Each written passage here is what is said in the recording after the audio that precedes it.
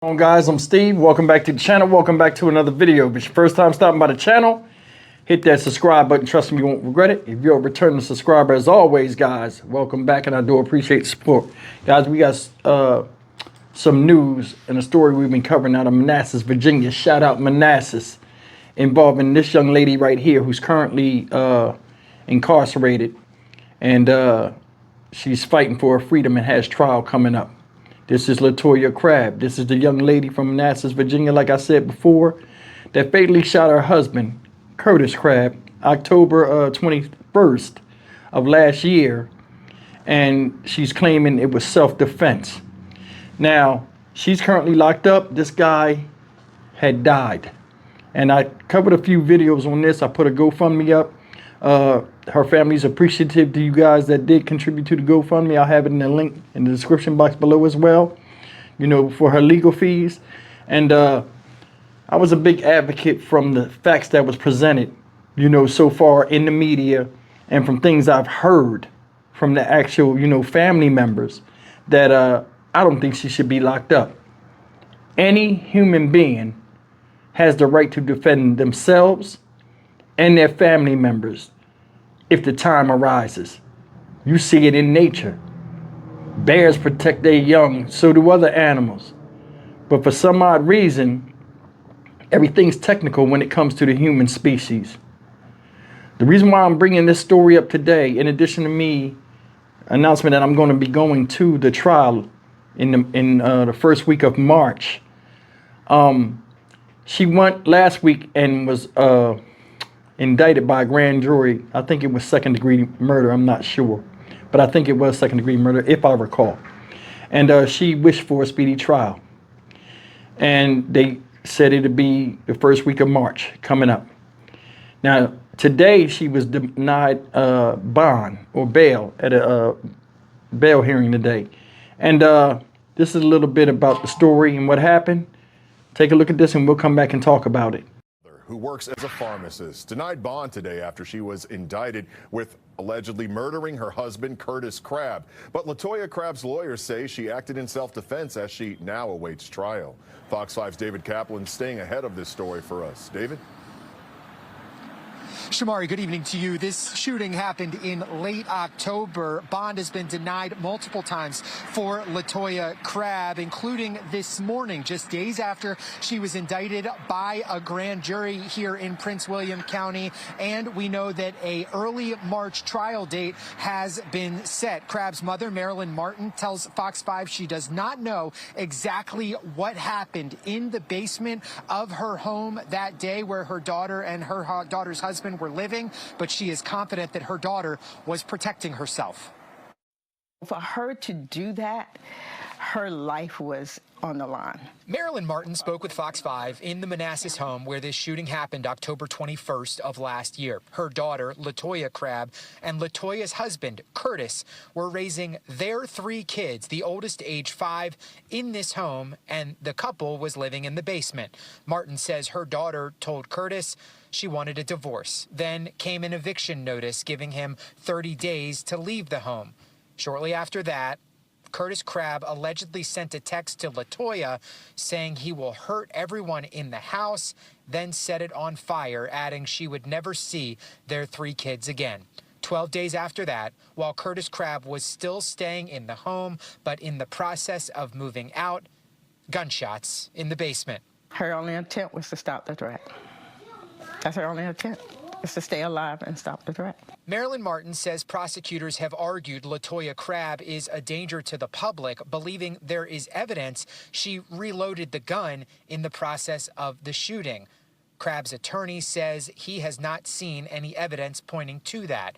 Multiple attempts at bond, though, have been denied, including Tuesday morning. Marilyn Martin believes, given the days and weeks prior to the shooting and the fact that the couple's kids were upstairs at the time, she had to keep on until the threat stopped. So I don't understand. So what is she supposed to go, oh, well, I run out of bullets. I didn't stop you. I give up. Just kill me. It makes absolutely no sense. Police said there was no record of any calls for domestic violence to this home, and they say they conducted a thorough review before bringing such a serious charge. Prince William County Commonwealth's attorney Amy Ashworth declining to comment on this case while it's pending today, but prosecutors have continued to argue for confinement leading to the trial. Fox 5 did reach out to Curtis Crabbe's family for comment. They declined tonight, but in his obituary, his family said he was a dedicated family man who loved and adored his children. Latoya Crabbe's trial slated to start on March 3rd. All right, guys, that's the story of Latoya Crabbe.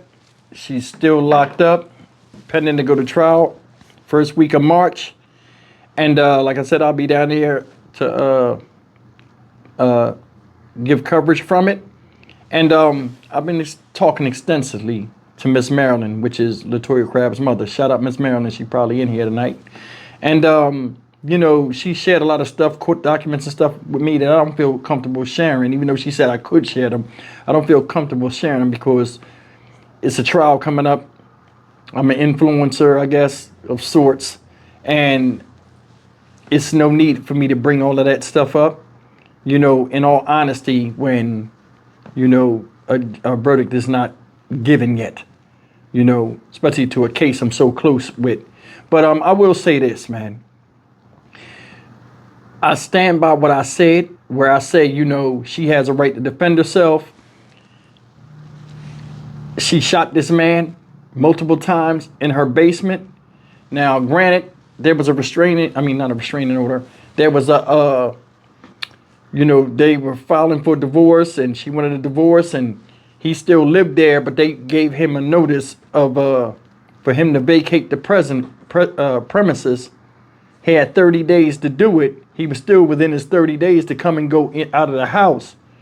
But leading up to it, the threats, you seen they mentioned in there that there was a text message where he threatened her, and like that's one of the things that first sparked me to do the story, because he was saying some pretty wild stuff, threatening stuff in his text messages to his wife, Latoya, that raised concern.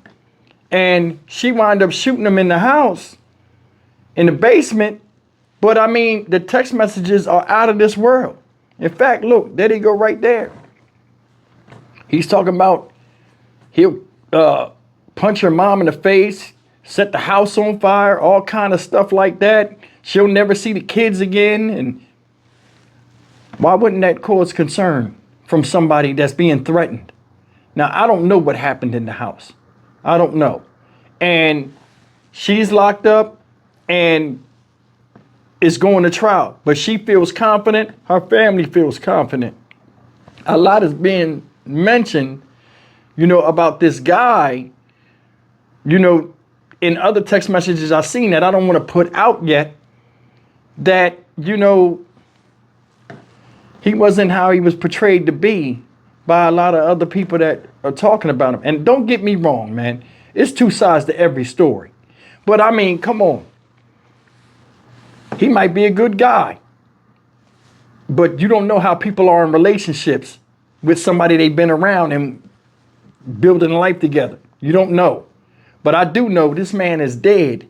He threatened to hurt her or her family, set the house on fire, the same house these people let him come and stay in. You know what I'm saying? With his wife and their children. And all of a sudden, you want to hurt him? That right there make me look at you sideways. Something going on. Seriously. Because, I mean, as a man, I wouldn't have been staying in the house anyway. No disrespect to any of the family members. I wouldn't be staying in the house anyway. If I'm a man and I got married, I'm responsible for 3 babies, and I'm living in somebody else's house. Now I'm being told to get out. I don't know, you know, the particulars, but I do know that I've been speaking to Miss Marilyn. We got a lot in common, you know, as far as our backgrounds. I seen before, you know, she reached out to me, You know, she looked like a quality human being. Her daughter looked like a quality human being. Them people look like quality people. I'm sure his people was quality people. But the thing is, you never know how people act when they behind closed doors and it's just them and the person they involved with and things happen. It does. But I mean, I will say this. I don't think she should be locked up. Man threatened to punch your mom in the face. If she ain't picked the phone up, are you kidding me? No. If you'll do something like that and act out like a petulant child right there, what else will you do? Nobody knows. Not me, not her mom, Miss Marilyn. Only Latoya knows. And it's going to come to the forefront in court. That's all I got to say about it. But I mean, everybody got a right. Now they're talking about, oh, she emptied the clip and then reloaded it. And then shot. And then the mom is saying, you know, Miss Marilyn, hey, she might have fired until the threat was done because she doesn't know. She's just talking. You know what I mean? Police do that shit all the time. They'll blaze you up. It'd be like 8 or 9 of them on one person. They'll shoot you until they feel as though they're safe. And they don't know you. They don't know if you got a gun sometimes or what. They just shoot the shit out you. You seen that? He was a threat. The text message seemed like they proved it. Besides that text message, it could be other things that he said that he would do. Who knows?